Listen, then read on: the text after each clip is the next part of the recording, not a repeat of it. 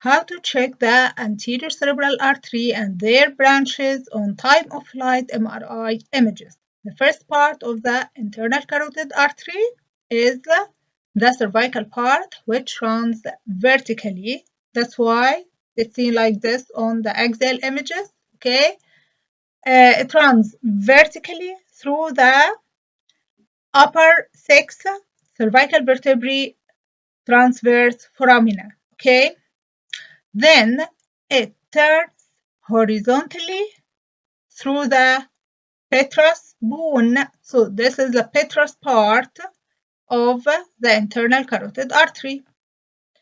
Then it runs through the cavernous sinus. This is the cavernous part of the internal carotid artery. Then it goes backwards. The cavernous part, this is the cavernous part, then it turns backwards.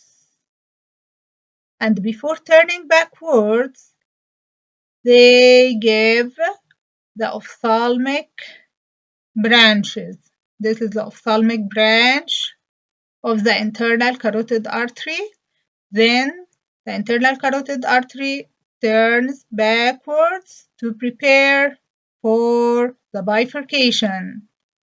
Okay, so this is the bifurcation. The internal carotid artery divides into anterior and middle cerebral artery.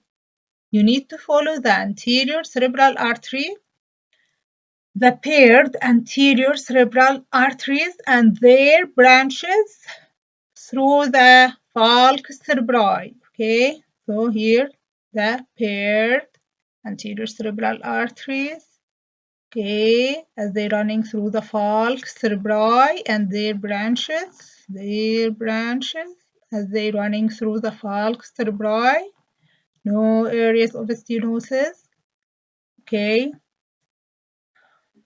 then you need to follow the middle cerebral artery and their branches, the middle cerebral arteries and their branches as they're running through the sylvian fissure. Okay, this is the sylvian fissure. Okay, so you need to follow, this is the sylvian fissure, you need to follow the middle cerebral artery and their branches as they running through the sylvian fissure. Okay, and their cortical branches. Okay, no areas of stenosis, and both arteries and their branches are symmetrical on both sides.